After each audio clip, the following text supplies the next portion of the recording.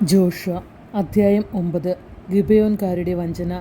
ജോർദാൻ്റെ മറുകരയിൽ മലകളിലും താഴ്വരകളിലും ലെബനോൻ വരെ നീണ്ടുകിടക്കുന്ന വലിയ കടലിൻ്റെ തീരത്തും വസിച്ചിരുന്ന ഹിത്യരും അമരോര്യരും കാനാന്യരും പെരിസ്യരും ഹിവ്യരും ജബൂസ്യരും ആയ രാജാക്കന്മാരെല്ലാവരും ഇത് കേട്ടപ്പോൾ ജോഷുവയ്ക്കും ഇസ്രായേലിനുമെതിരെ യുദ്ധം ചെയ്യാൻ ഒരുമിച്ചുകൂടി. എന്നാൽ ജെറീക്കോയോടും ആയി പട്ടണത്തോടും ജോഷുവ ചെയ്തതറിഞ്ഞപ്പോൾ ഗിബെയോൻ നിവാസികൾ തന്ത്രപൂർവ്വം പ്രവർത്തിച്ചു. പഴകിയ ചാക്കുകളിൽ ഭക്ഷണ സാധനങ്ങളും കീറിത്തുന്നിയ തോൽക്കുടങ്ങളിൽ വീഞ്ഞും എടുത്ത് അവർ കഴുതപ്പുറത്ത് കയറ്റി. നന്നാക്കിയെടുത്ത പഴയ ചെരുപ്പുകളും കീറിപ്പറിഞ്ഞ വസ്ത്രങ്ങളും ധരിച്ച് അവർ പുറപ്പെട്ടു. അവരുടെ ഭക്ഷണ പദാർത്ഥങ്ങൾ ഉണങ്ങിയതും പൂത്തതുമായിരുന്നു. അവർ ഗിൽഗാലിൽ ജോഷുവയുടെ പാളയത്തിൽ ചെന്ന് അവനോടും ഇസ്രായേൽക്കാരോടും പറഞ്ഞു, ഞങ്ങൾ വിദൂരദേശത്തു നിന്ന് വരികയാണ്, ഞങ്ങളുമായി ഒരു ഉടമ്പടി ചെയ്യണം. അപ്പോൾ ഇസ്രായേൽ ജനം ഹിവ്യരോട് പറഞ്ഞു, നിങ്ങൾ ഞങ്ങളുടെ സമീപത്തുള്ളവരാണെങ്കിലോ നിങ്ങളുമായി ഞങ്ങൾക്ക് ഉടമ്പടി ചെയ്യാൻ ആവില്ല, ഞങ്ങൾ അങ്ങയുടെ ദാസന്മാരാണ് എന്ന് അവർ ജോഷുവയോട് പറഞ്ഞു.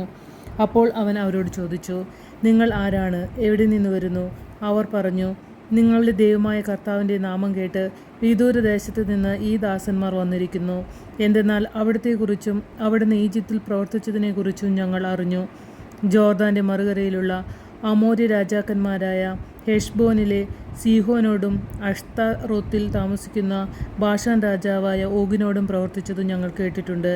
ഞങ്ങളുടെ ശ്രേഷ്ഠന്മാരും നാട്ടുകാരും ഞങ്ങളോട് പറഞ്ഞു, യാത്രയ്ക്ക് വേണ്ട ഭക്ഷണ സാധനങ്ങൾ എടുത്തു ചെന്ന് അവരെ കണ്ട് ഞങ്ങൾ നിങ്ങളുടെ ദാസന്മാരാണ്, അതുകൊണ്ട് ഞങ്ങളുമായി ഒരു ഉടമ്പടി ഉണ്ടാക്കുക എന്ന് പറയണം. ഇതാ ഞങ്ങളുടെ ഭക്ഷണ പദാർത്ഥങ്ങൾ ഉണങ്ങി പൂത്തിരിക്കുന്നു. യാത്രാമധ്യേ ഭക്ഷിക്കുന്നതിനായി ഞങ്ങളുടെ വീടുകളിൽ നിന്ന് എടുത്ത ഇവയ്ക്ക് പുറപ്പെട്ടപ്പോൾ ചൂടുണ്ടായിരുന്നു. ഞങ്ങൾ വീഞ്ഞു നിറയ്ക്കുമ്പോൾ ഈ തോൽക്കുടങ്ങൾ പുതിയവയായിരുന്നു. ഇപ്പോൾ ഇതാ അവ കീറിയിരിക്കുന്നു. സുദീർഘമായ യാത്രയിൽ ഞങ്ങളുടെ വസ്ത്രങ്ങളും ചെരുപ്പുകളും കീറി നശിച്ചിരിക്കുന്നു.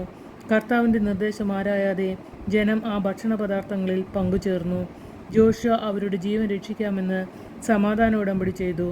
ജനപ്രമാണികളും അങ്ങനെ ശപഥം ചെയ്തു.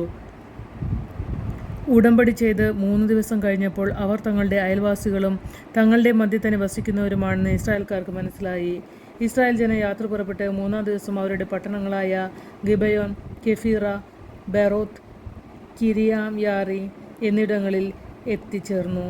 ഇസ്രായേലിൻ്റെ ദൈവമായ കർത്താവിൻ്റെ നാമത്തിൽ ജനപ്രമാണികൾ ശപഥം ചെയ്തിരുന്നതിനാൽ ജനം അവരെ വധിച്ചില്ല. സമൂഹം മുഴുവൻ ജനപ്രമാണികൾക്കെതിരെ പിറുപിറുത്തു. പ്രമാണികൾ അവരോട് പറഞ്ഞു, ഇസ്രായേലിൻ്റെ ദൈവമായ കർത്താവിൻ്റെ നാമത്തിൽ ശപഥം ചെയ്തതിനാൽ ഇപ്പോൾ നമ്മൾ അവരെ ഉപദ്രവിച്ചുകൂടാ.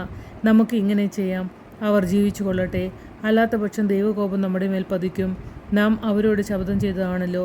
അവർ ഇസ്രായേൽ ജനത്തിനു വേണ്ടി വിറക് വെട്ടിയും വെള്ളം കോരിയും ജീവിച്ചു കൊള്ളട്ടെ എന്ന് പ്രമാണികൾ നിർദ്ദേശിച്ചു. സമൂഹം അത് അംഗീകരിച്ചു.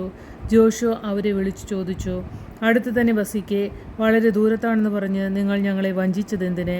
അതിനാൽ നിങ്ങൾ ശപിക്കപ്പെട്ടവരാകട്ടെ. നിങ്ങൾ എന്നും എൻ്റെ ദൈവത്തിൻ്റെ ഭവനത്തിൽ വെള്ളം കോരുകയും വിറക് വെട്ടുകയും ചെയ്യുന്ന അടിമകളായിരിക്കും. അവർ ജോഷുവയോട് പറഞ്ഞു, നിങ്ങളുടെ ദൈവമായ കർത്താവ് തൻ്റെ ദാസനായ മോശയോട് ഈ ദേശം മുഴുവനും നിങ്ങൾക്ക് തരണമെന്നും തദ്ദേശവാസികളെല്ലാം നിഗ്രഹിക്കണമെന്നും കൽപ്പിച്ചിട്ടുണ്ടെന്ന് നിന്റെ ദാസന്മാരായ ഞങ്ങൾക്ക് അറിവ് കിട്ടി.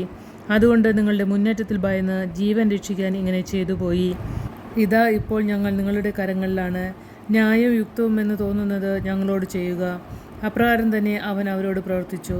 അവരെ ഇസ്രായേൽ ജനങ്ങളുടെ കരങ്ങളിൽ നിന്ന് മോചിപ്പിച്ചു. അവരെ വധിച്ചില്ല. അന്ന് ജോഷുവ അവരെ ഇസ്രായേൽക്കാർക്കും കർത്താവിൻ്റെ ബലിപീഠത്തിനും വേണ്ടി വിറക് വെട്ടാനും വെള്ളം കോരാനും നിയമിച്ചു. തന്നെ ആരാധിക്കാനായി കർത്താവ് തിരഞ്ഞെടുത്ത സ്ഥലത്ത് അവർ ഇന്നും അതേ ജോലി ചെയ്യുന്നു.